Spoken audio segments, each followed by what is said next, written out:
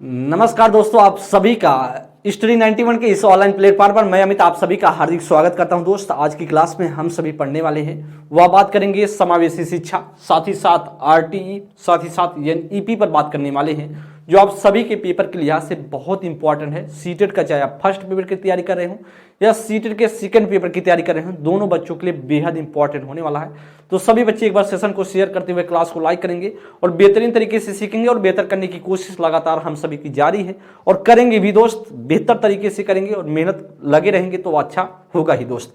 चलेंगे कुछ प्रश्नों की श्रृंखला के साथ हम सभी इस चैप्टर को कवर करेंगे समावेशी के साथ साथ आरटी और एनईपी पर। तो पहला क्वेश्चन आप सभी के सामने, पहला क्वेश्चन स्क्रीन पर है और इसे पढ़ेंगे और बताने की कोशिश करेंगे क्या इसमें से राइट आंसर हो सकता है। तो पहला क्वेश्चन आपसे दोस्त वह कह रहा है कि पहला क्वेश्चन आपसे कह रहा है कि निम्नलिखित में से कौन सी प्रथा शिक्षा में समावेशन को बढ़ावा देती है। तो यह आपके सामने समावेशी शिक्षा से क्वेश्चन है।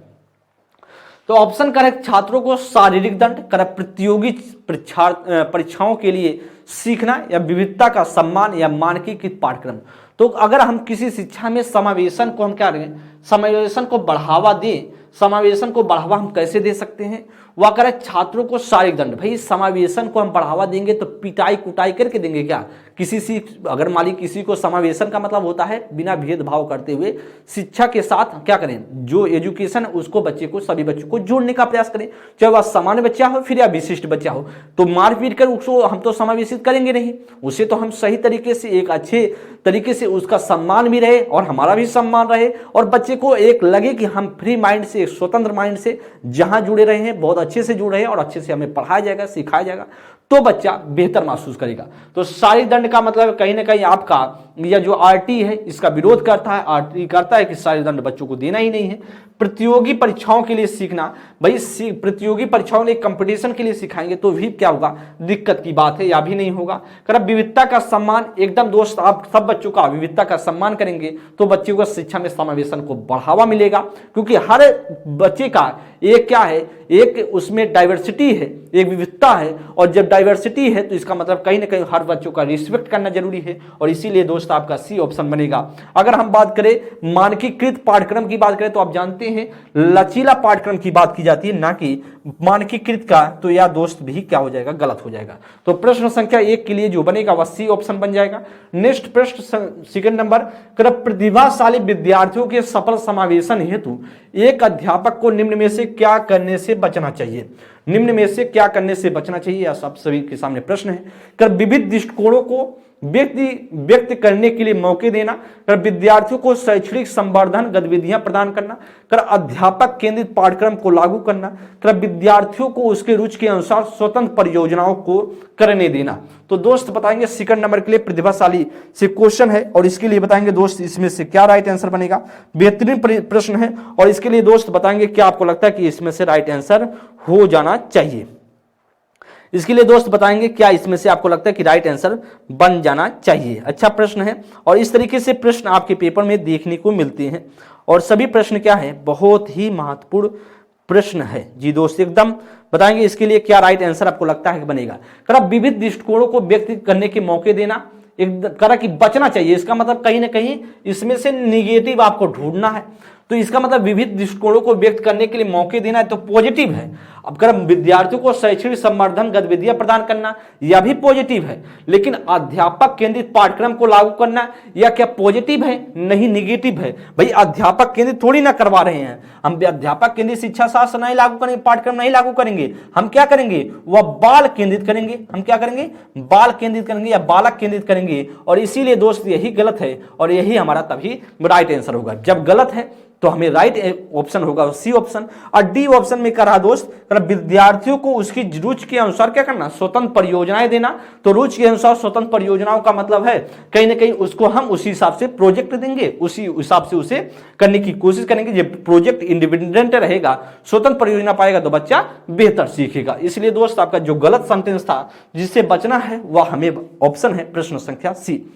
तो नेक्स्ट ऑप्शन संख्या सी है। नेक्स्ट प्रश्न थर्ड नंबर के लिए, श्रवण बाधिता वाले विद्यार्थियों के समावेशन हेतु एक अध्यापकों को क्या करना चाहिए। बच्चा श्रवण बाधित है, उसके लिए बात कर रहा कि क्या इसमें से कर देना चाहिए श्रवण बाधिता के लिए? अच्छा प्रश्न है और इसके लिए बताएंगे क्या इसमें से कर देना चाहिए राइट आंसर। दोस्त करा कि आपसे करा उस वक्त बोलने से बचना चाहिए जब विद्यार्थी क्या करे, विद्यार्थी उसका चेहरा ना देख पाए। बी ऑप्शन में करा कि सांकेतिक भाषा के इस्तेमाल को हतोत्साहित करना चाहिए। करा सहायक तकनीकों के इस्तेमाल से बचना चाहिए, या जानकारी प्रक्रम के लिए अतिरिक्त समय नहीं देना चाहिए। तो जब दोस्त आप श्रवण बाधित बच्चा है, बच्चे को सुनाई नहीं देता है, तो क्या इसमें से राइट आंसर बनेगा? अब जब बच्चे को सुनाई नहीं देता है तो इसके लिए हमें क्या करना है? उस वक्त बोलने से बचना चाहिए, ठीक है। उस वक्त बोलने से क्या करना चाहिए? बच देना चाहिए जब विद्यार्थी चेहरा ना दिख रहा हो। भाई जब हमें किसी बच्चे को सुनाई नहीं देता है, हम जब बच्चे के सामने फेस टू फेस मिलेगा क्या होगा, तो बच्चा हमारी बातों को क्या अच्छे तरीके से सुन पाए, समझ पाएगा। कि अगर सुनाई नहीं दे रहा तो थोड़ा सा ओठ जब हिलेगा, चेहरे का एक्सप्रेशन जो है वह बदलेगा, तो बच्चे को लगेगा हो सकता है सर जी ऐसी चीजें बताने की कोशिश करें। तो श्रवण बाधित के लिए फेस टू फेस मतलब फेस सामने होना चाहिए, इसीलिए क्या कर रहा है कि उसका चेहरा ना देख पाए, मतलब उस वक्त बोलने से बचना चाहिए जब विद्यार्थी उसका चेहरा ना देख रहे हैं पाए। तो इसलिए आपका जो राइट आंसर बनेगा वह ए ऑप्शन बनेगा। इसमें का सांकेतिक भाषा का इस्तेमाल करना चाहिए, ठीक है। बच्चे को सुनाई नहीं देता, सांकेतिक भाषा का हम इस्तेमाल को बढ़ावा देंगे, लेकिन हतोत्साहित लिखा गया है, इसलिए दोस्त आपका नहीं होगा। सी में करा सहायक तकनीकी प्रौद्योगिकी का इस्तेमाल से बचना चाहिए, यह भी सेंटेंस क्या है गलत है। और डी ऑप्शन में करा है अतिरिक्त समय नहीं देना चाहिए, तो भी क्या है गलत है दोस्त। नेक्स्ट प्रश्न 4th नंबर के लिए करा समावेशी शिक्षा के लिए क्या जरूरी है? लचीला शिक्षा शास्त्र, अगम इमारत, अनम मानसिकता या मानकीकृत पाठ्यक्रम। समावेशी शिक्षा के लिए क्या जरूरी है दोस्त, आप बताइएगा। इसमें से क्या आपको लगता है कि बनना चाहिए? करा कि लचीली शिक्षा शास्त्र के लिए बात किया जाए तो वह क्या होना चाहिए? तो लचीली शिक्षा शास्त्र की बात किया जाए तो एकदम करा कि जरूरी है, एकदम आपका राइट आंसर होगा। वह क्या होनी चाहिए? फ्लेक्सिबिलिटी होनी चाहिए। वह फ्लेक्सिबल जो पेडागोजी हो उसके लिए आप क्या करेंगे? उसको बढ़ावा देंगे, और राइट आंसर बनेगा हमारा ए इज द राइट ऑप्शन। क्या होगा? ए ऑप्शन करेक्ट होगा। अगम इमारत की बात करें तो इस तरीके से अगम इमारत होगा तो चीजें नहीं हो पाएंगी, या चीजें आपकी नेगेटिव पॉइंट है। और दोस्त आपका जो राइट ऑप्शन होगा वह 4th का जो करेक्ट ऑप्शन होगा वह ए ऑप्शन आपका राइट आंसर हो जाएगा। क्या होगा? ए ऑप्शन आपका राइट आंसर हो जाएगा। नेक्स्ट प्रश्न की बात करेंगे, आगे करा है कि नेक्स्ट प्रश्न करा कि आपसे 5th नंबर के लिए करा कि निम्न में से कौन सा सुविधाहीन और वंचित समूहों के शिक्षार्थियों को शामिल करने में मदद करता है? करा विविधता को महत्व, गैर प्रासंगिक पाठ्यक्रम, करा प्रमुख समूह की ओर केंद्रीय शिक्षा शास्त्र या मानकीकृत परीक्षण।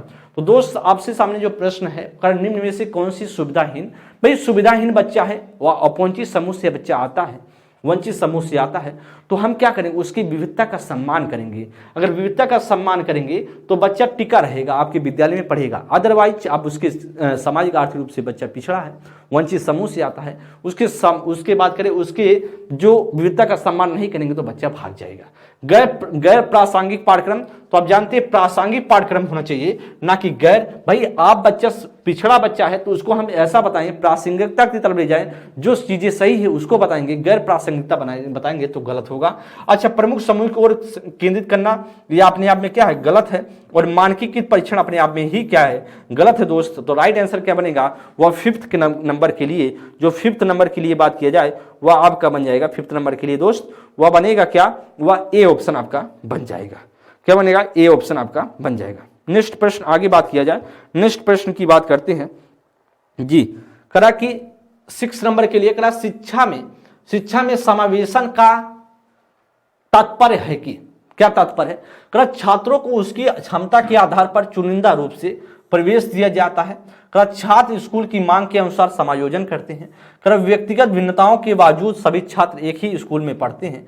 करा विकलांग छात्र अलग से विशेष स्कूलों में पढ़ते हैं। तो शिक्षा में समावेशन का तात्पर्य क्या है? ऐसा प्रश्न आपके सामने स्क्रीन पर, और इसके लिए बताएंगे दोस्त क्या आपको लगता है कि बन जाना चाहिएगा जी। इसमें क्या आपको लगता है कि राइट आंसर बनना चाहिए? अच्छा प्रश्न है और इस तरीके से प्रश्न आपको देखने को मिलते हैं जी दोस्त। बताएंगे इसमें से क्या राइट आंसर हो सकता है कि करेक्ट हो जाए।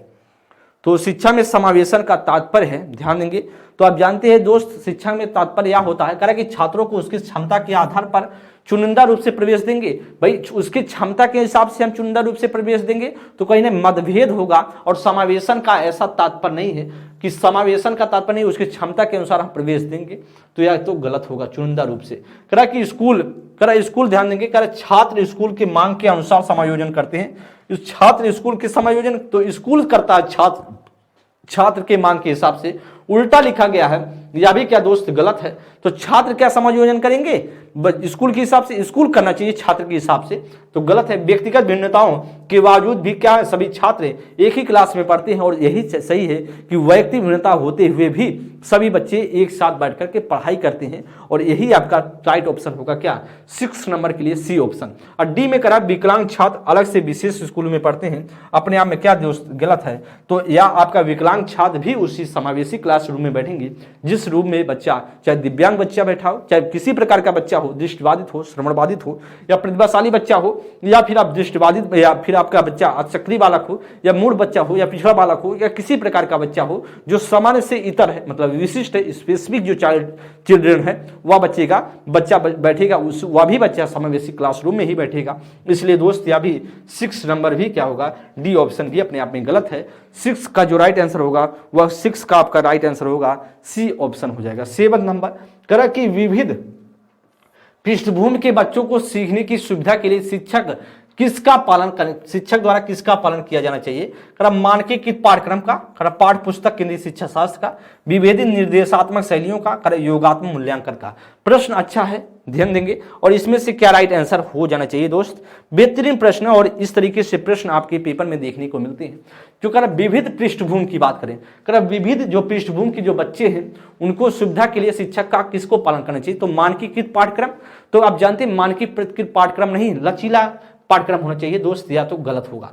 करा पाठ्य पुस्तक केंद्रित शिक्षा शास्त्र, पाठ्य पुस्तक केंद्रित शिक्षा शास्त्र नहीं, बाल केंद्रित जो शिक्षा शास्त्र का इस्तेमाल करना चाहिए, इसलिए यह भी गलत है। करा विभेदित निर्देशात्मक शैलियां, एकदम बात सही है। और इसमें ध्यान देंगे योगात्मक मूल्यांकन नहीं, रचनात्मक मूल्यांकन की बात करता है, यानी एनईपी भी इस पर जोर देता है, इसलिए यह भी आपका बात गलत होगा। जो सही ऑप्शन है वह सी ऑप्शन होगा, विभेदित निर्देशात्मक शैलियां होंगी और उसी हिसाब से क्या करेंगे, बच्चे को अच्छे से जो क्या करेंगे, जो डिफरेंटेड बात किया जाए उस स्टाइल में चीजें हम देने की कोशिश करेंगे, निर्देशात्मक विभेदित निर्देशात्मक शैलियों का इस्तेमाल करेंगे। तो दोस्त आपका सी ऑप्शन मिलेगा। 8 नंबर के लिए निम्न में से कौन सा सुविधाहीन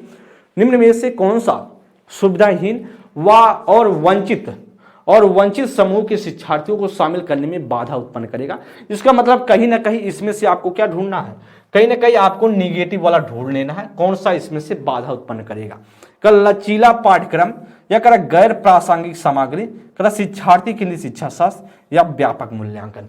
तो निम्न में से कौन सा सुविधाहीन और वंचित समूह के बच्चों में बाधा उत्पन्न करेगा। तो आप दोस्त जानते हो, समझिए, आप जानते हो जो बच्चों को पढ़ाया जाए, जो सुविधाहीन वंचित समूह के बच्चे हैं, वह लचीला पाठ्यक्रम को ही पढ़ाया जाए, एकदम सही है, लचीला पाठ्यक्रम पर जोर दिया जाएगा, सही है। गैर प्रासंगिक सामग्री की बात करेंगे तो गैर प्रासंगिक सामग्री ही गलत है, और गलत ही हमारा क्या होगा, राइट आंसर होगा। क्यों, क्योंकि जब बच्चा किस प्रकार से सुविधाहीन और वंचित समूह से बच्चा आता है तो उसको हम प्रासंगिकता की तरफ, कोई भी बच्चा होगा तो प्रासंगिकता की तरफ पढ़ाएंगे।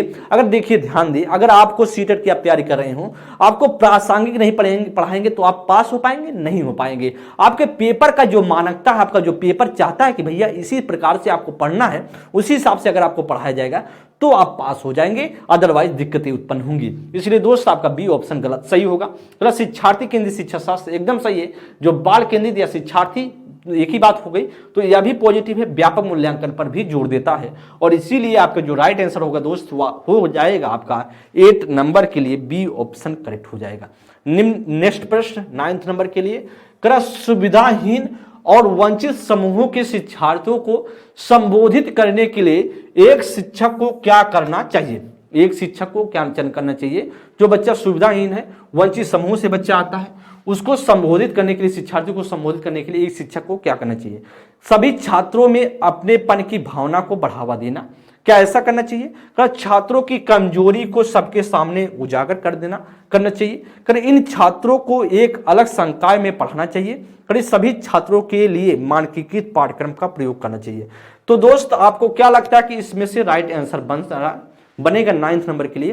तो दोस्तों आप जानते हैं जो सुविधाहीन वंचित समूह की जब आप बात करते हैं तो बच्चा, क्योंकि समूह वंचित समूह से आता है, सुविधाहीन भी बच्चा है, जब बच्चे को लगे, जब विद्यालय कोई बच्चा आता है तो उसे लगना चाहिए अपनापन, उसे लगेगा अपनापन, उसे लगेगा कि हम जहां से आए हुए हैं वहां का माहौल और जहां पर हम आके पढ़ रहे हैं वहां का माहौल दोनों सेम है, दोनों एक ही तरीके का है। तो बच्चा अपने आप को सेफ महसूस करेगा, अपने आप को सुरक्षित महसूस करेगा, सोचेगा जहां भी हम पढ़े हैं बहुत अच्छे से पढ़े हैं और कॉन्सेप्ट को मेरा क्लियर हो रहा है। तो इसलिए दोस्त आपका जो करेगा सभी छात्रों में अपनेपन की क्या होना चाहिए, बढ़ावा देना चाहिए और आपका जो राइट आंसर बनेगा वह ए ऑप्शन बन जाएगा। छात्रों की कमजोरी को सबके सामने उजागर कर देना चाहिए। भाई देखो इसमें कमी है, ऐसा है वैसा, अलमार चिल्लाहट मचा दोगे तो बच्चा कहेगा पढ़ने छोड़, वह तो भाग जाएगा। सामाजिक आर्थिक रूप से पिछड़ा बच्चा है, उसको तो पहले से नहीं पता है, वह तो विद्यालय है बेचारा पढ़ने के लिए, आप उजागर कर रहे हो और तो भागेगा कि रहेगा, कभी नहीं आएगा पढ़ने।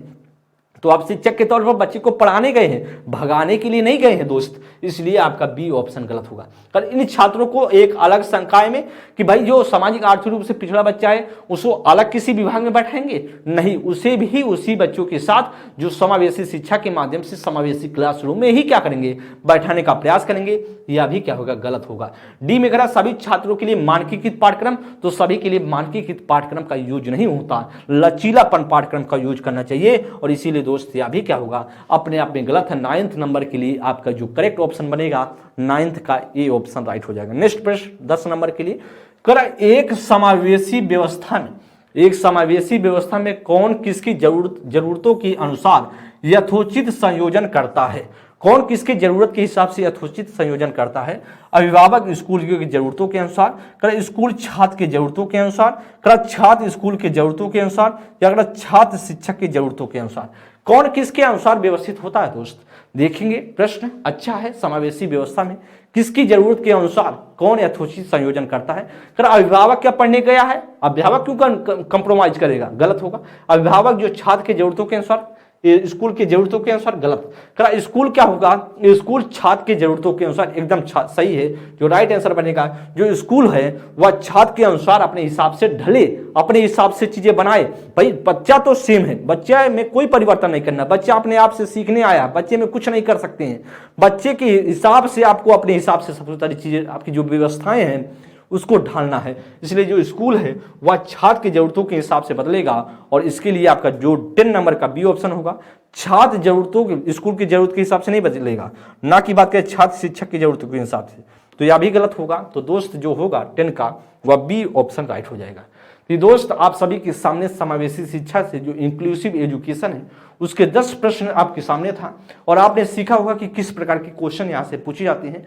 अब आपके सामने जो एनईपी राष्ट्रीय शिक्षा नीति जो 2020 है उसके प्रश्न है और आप जानते हैं राष्ट्रीय शिक्षा नीति जो एनईपी है, जो नेशनल एजुकेशन पॉलिसी है, उसके प्रश्न आपके पेपर में पूछे जाते हैं। तो अच्छे से सीखेंगे और समझेंगे कि इस प्रकार के क्वेश्चन आते हैं। तो पहला क्वेश्चन आपके सामने है, राष्ट्रीय शिक्षा नीति 2020 क्या सिफारिश करती है?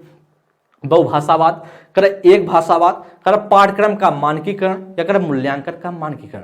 तो आप जो जानते हैं कि मूल्यांकन का मानकीकरण होगा नहीं, मूल्यांकन का मानकीकरण नहीं, लचीलापन होता है। यहाँ पर सेंटेंस लिखा है गलत, यहाँ पर लचीलापन होना चाहिए।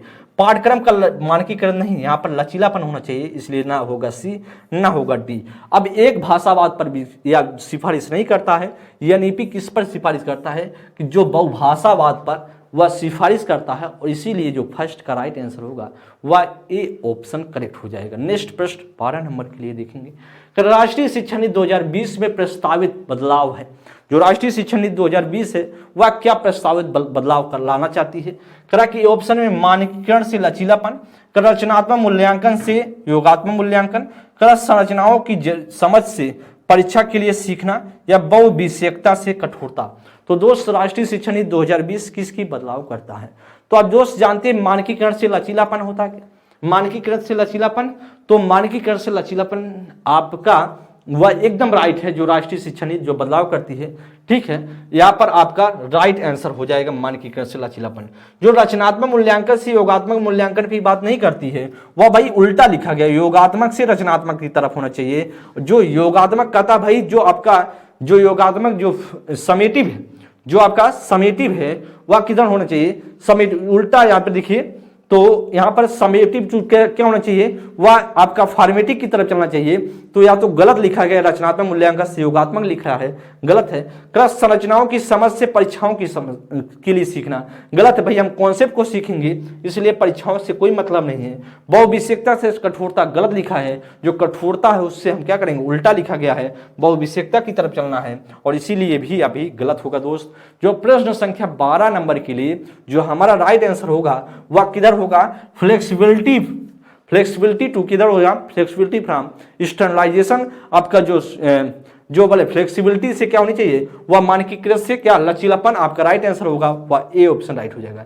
नेक्स्ट प्रश्न 13 नंबर के लिए, दिव्यांग छात्रों की शिक्षा के संदर्भ में, जो दिव्यांग छात्र हैं उनकी शिक्षा के संदर्भ में निम्नलिखित में से किस प्रावधान को राष्ट्रीय शिक्षा नीति 2020 के द्वारा बढ़ावा नहीं दिया गया है, कौन सा इसमें से गलत है।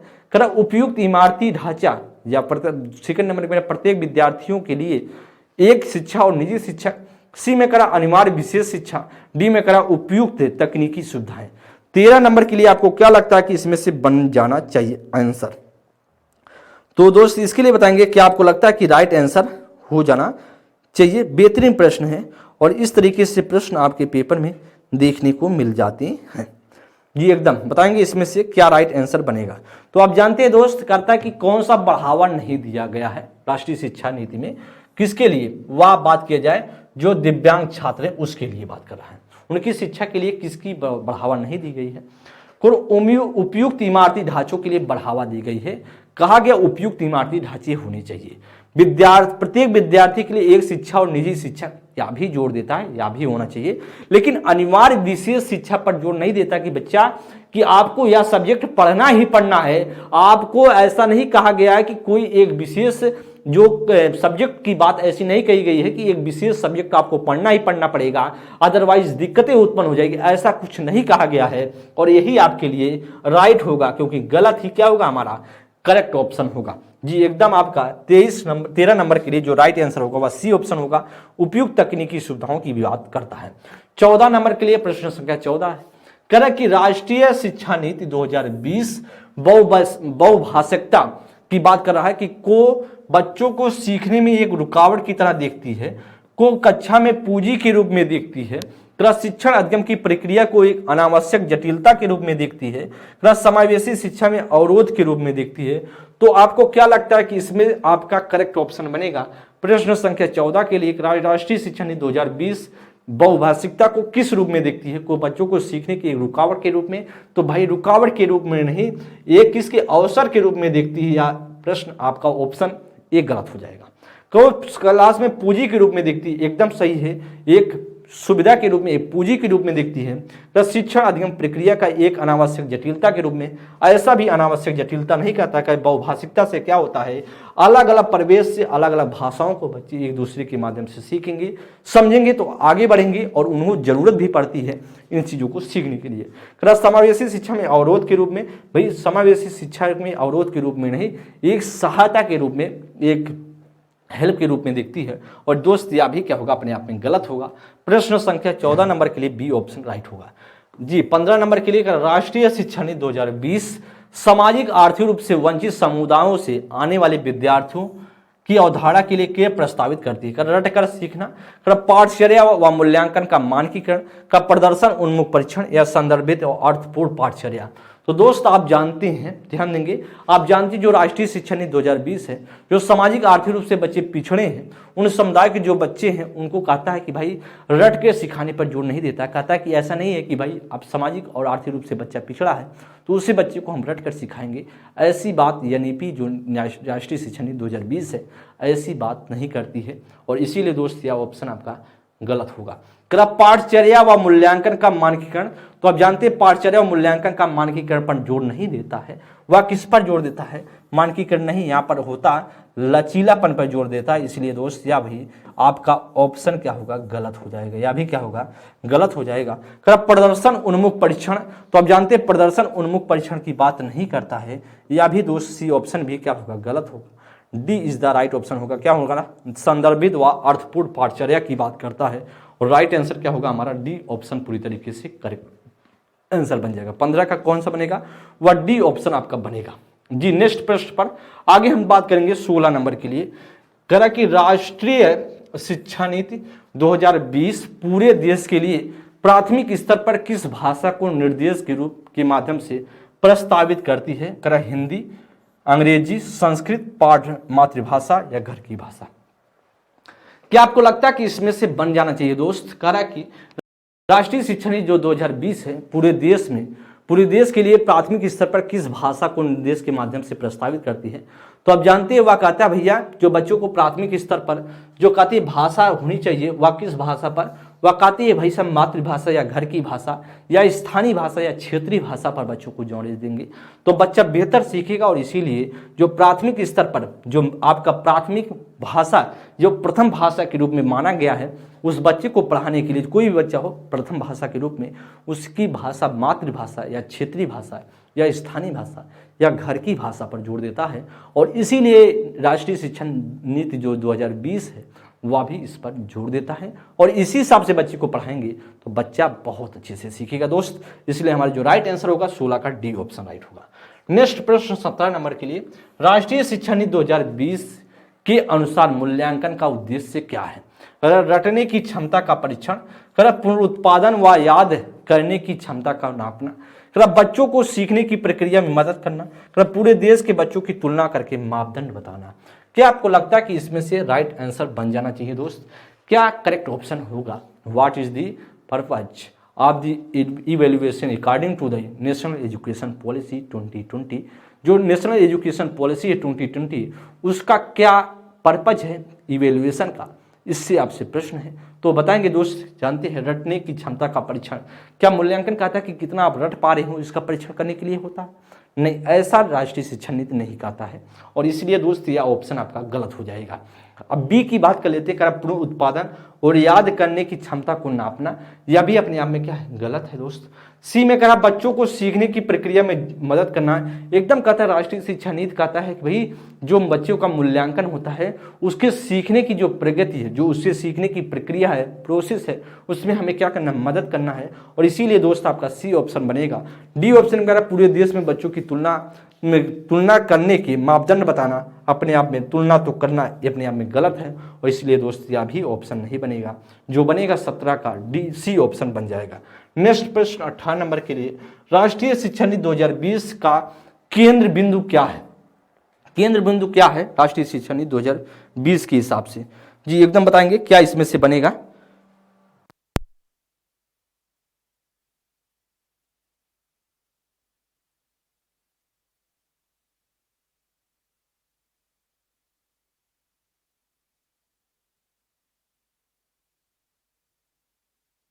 जो राइट आंसर होगा इसे ध्यान देंगे, क्या इसमें से बनेगा। कठोर पाठ्यक्रम, शिक्षा शास्त्र और मूल्यांकन, बहुविषयकता और समग्र शिक्षा, परीक्षा की ओर और उसके लिए सीखना, आकलन के योगात्मक तरीकों को अपनाना।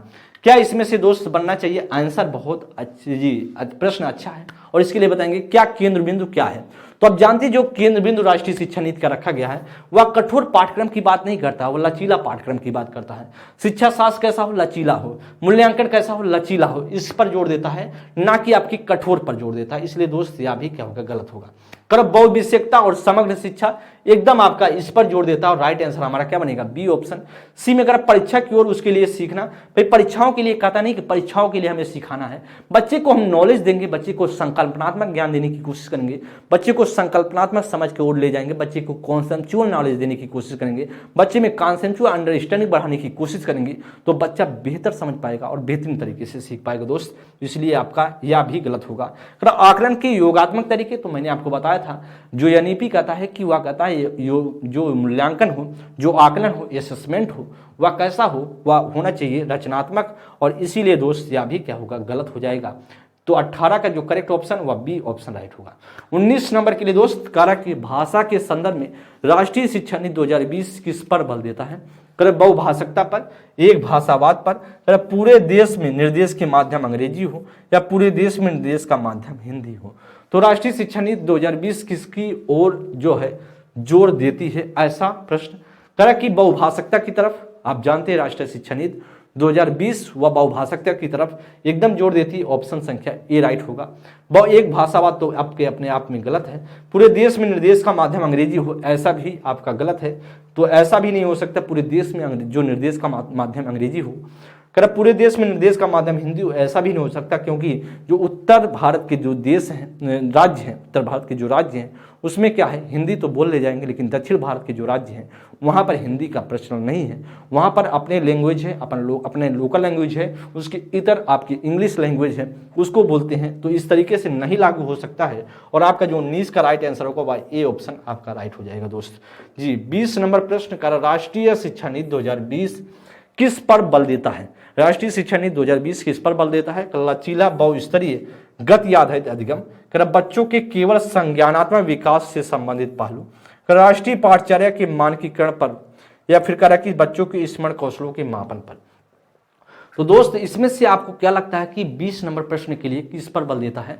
लचीला बहुस्तरीय गति आधारित अधिगम, एकदम बात बन गई हमारी। लचीला बहुस्तरीय और गति आधारित अधिगम होना चाहिए, इसी पर बल देता है। बच्चों के संज्ञान विकास से संबंधित पहलू, सिर्फ संज्ञान विकास के पहलू पर नहीं, केवल संज्ञानात्मक नहीं, उसके साथ साथ भावात्मक, उसके साथ साथ मनोगत्यात्मक भी जोड़ देता है।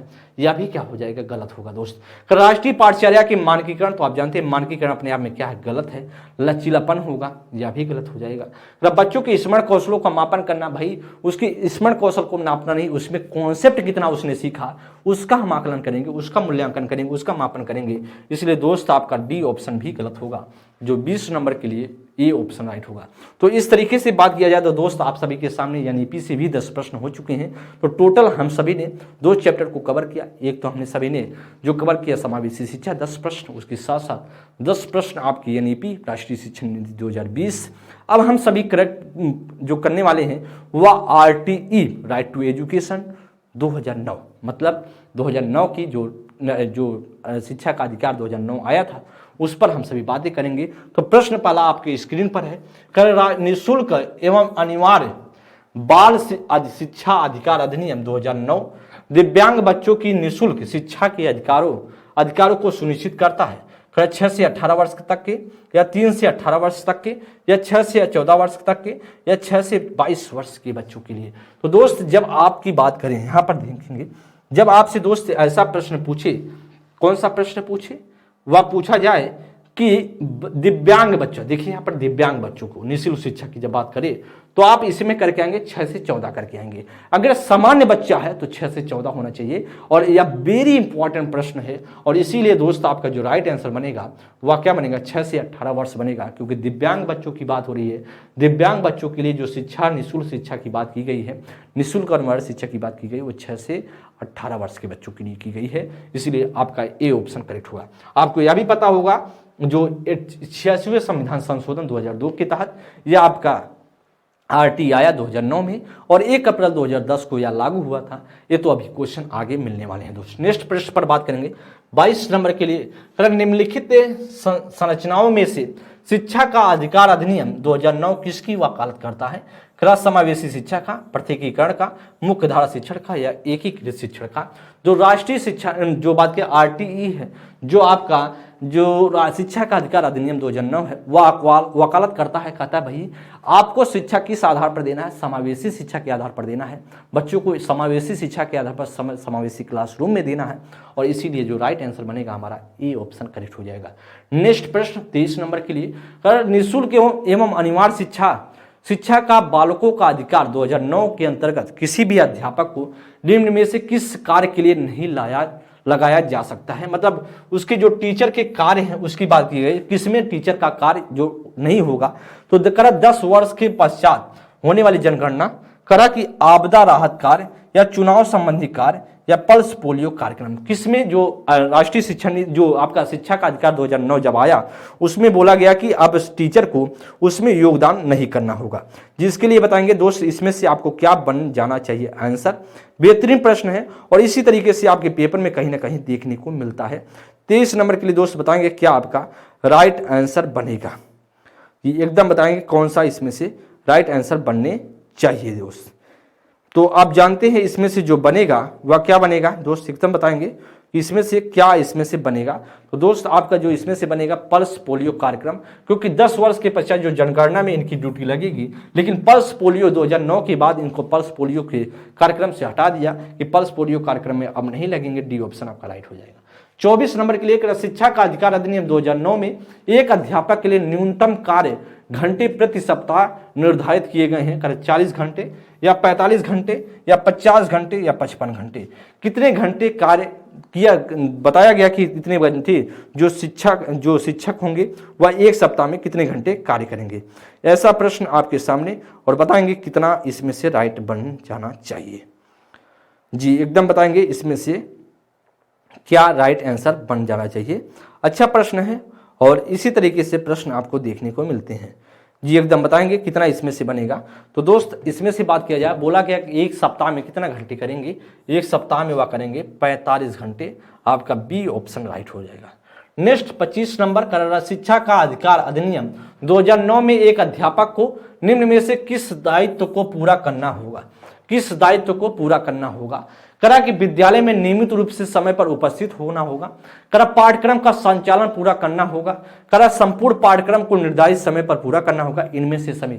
तो शिक्षक की बात किया जाए जो ये आरटी है उसके तहत बात किया, शिक्षक का जो दायित्व होगा वह विद्यालय में नियमित टाइम पे आए। जब ओपन होता है विद्यालय, जब क्लोज होता है बच्चा विद्यालय, तो उसी हिसाब से अपना मैनेज करके चलना चाहिए। ठीक है। पाठ्यक्रम का संचालन जो पूरा करना चाहिए। ठीक है। पाठ्यक्रम सिलेबस भी पूरा करना है, साथ ही साथ संपूर्ण पाठ्यक्रम को जो निर्धारित समय पर पूरा करने की बात करता है। इसलिए दोस्त आपका सभी पॉजिटिव हैं, सभी राइट आंसर है और इसीलिए आपका इनमें से सभी हो जाएगा 25 का डी ऑप्शन। नेक्स्ट प्रश्न अच्छा प्रश्न है।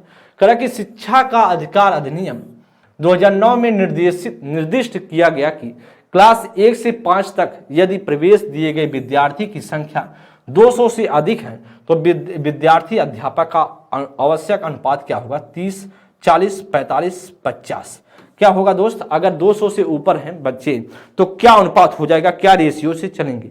जी क्या रेशियो रहेगा, ऐसा आपसे प्रश्न है। जी इसके लिए बताएंगे क्या रेशियो तब चलना शुरू होगा। जी दोस्त अगर बात किया जाए दोस्त कि जब शिक्षक और शिक्षार्थी की बात किया जाए, जब 1 से 5 की बात करें, कितने बच्चे हों, 200 से ऊपर हों तो कितना चलेगा यह रेशियो। एकदम बेहतरीन प्रश्न और इसके लिए बताएंगे क्या इसमें से राइट होगा।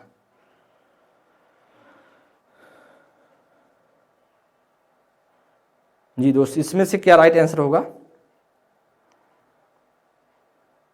कितना रेशियो चलेगा, 40, 30, 40 या फिर आपका वह बात किया जाए वह आपका क्या होगा। जी एकदम तो आपकी बात करें तो इसमें कितना चलेगा, 1 अनुपात 1 शिक्षक पर 40 बच्चे, 1 शिक्षक पर 40 बच्चे। आपका 26 का बी ऑप्शन करेक्ट हो जाएगा। नेक्स्ट प्रश्न 27 नंबर के लिए भारत सरकार के संविधान में भारत के संविधान में किसके लिए निःशुल्क अनिवार्य शिक्षा है। करे सभी छात्रों के लिए, 14 वर्ष तक के सभी बच्चों के लिए, करे सभी छात्रों और पौधों के लिए, सभी नागरिकों के लिए। जो इसके लिए बताएंगे जो निःशुल्क अनिवार्य शिक्षा की बात किसके लिए की गई है, किसके लिए की गई निःशुल्क अनिवार्य शिक्षा की बात। जी एकदम बताएंगे निःशुल्क अनिवार्य शिक्षा की बात किसके लिए की गई है, किसके लिए निःशुल्क अनिवार्य शिक्षा की बात की गई है। जी एकदम बताएंगे क्या इसमें से जी करेक्ट होगा।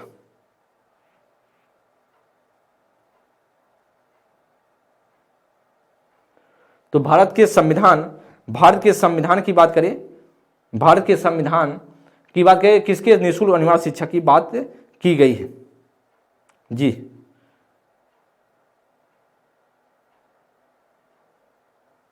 तो इसमें से जो राइट आंसर बनेगा वह क्या बनेगा दोस्त, एकदम बताएंगे इसमें से क्या राइट आंसर बनेगा। वह बनेगा सभी छात्रों के लिए, या 14 वर्ष के सभी छात्रों के बच्चों के लिए, सभी छात्रों पढ़ो के लिए, या सभी नागरिकों के लिए। तो 14 वर्ष तक के सभी बच्चों के लिए, एकदम सभी छात्रों के लिए नहीं, 14 वर्ष के सभी बच्चों के लिए बनेगा। क्योंकि आप जानते हैं जो संविधान जो 6 से 14 वर्ष के सभी बच्चों को निःशुल्क अनिवार्य शिक्षा की बात करता है, 86 संविधान संशोधन 2002 के तहत आया, 2009 में RTE आया और 2010 में इसे लागू किया गया। तो 14 वर्ष के सभी बच्चों के लिए बात की जा रही है, तो आपका 27 का बी ऑप्शन राइट होगा। करा कि शिक्षा का अधिकार अधिनियम 2009 लागू होता है, लागू नहीं होता है, किसके लिए अगर लागू नहीं होता है, करा कि निःशक्त बच्चों के लिए, करा 6 से 14 आयु वर्ग के सभी बच्चों के लिए, करा 14 से 18 वाय के बच्चों के लिए, या बच्चों की नियमित उपस्थिति के लिए। कौन सा इसमें से नहीं होगा, किस पर लागू नहीं होता है, किस पर लागू नहीं होता है, किन बच्चों के लिए या नियम लागू नहीं होता है। जी एकदम बताएंगे किन बच्चों के लिए यह नियम जो है लागू नहीं होता है, किन बच्चों के लिए यह नियम जो है लागू नहीं होता है, यह आपसे प्रश्न पूछा जा रहा है। तो दोस्त किन बच्चों के लिए लागू नहीं होता है, तो आप जानते हैं वह 14 से 18 वर्ष के बच्चों के लिए लागू नहीं होता। 28 का जो होगा सी ऑप्शन करेक्ट होगा। 29 नंबर के लिए कर बच्चों के लिए निःशुल्क एवं अनिवार्य शिक्षा का अधिकार अधिनियम 2009 के लिए लागू है। कर 6 से 14 वर्ष, 7 से 13 वर्ष, कर 5 से 11 वर्ष, 6 से 12 वर्ष। तो आप जानते हैं दोस्त जो राष्ट्रीय शिक्षा नीति 2020 की बात, जो RTE है, तो RTE 2009 की बात की जाए, RTE 2009 की बात किया जाए, वह कहता है कि जो 6 से 14 वर्ष के बच्चे हैं उन्हें क्या देगा, निःशुल्क अनिवार्य शिक्षा की बात करता है। और 86वें संविधान संशोधन, किस संविधान, 86वें संविधान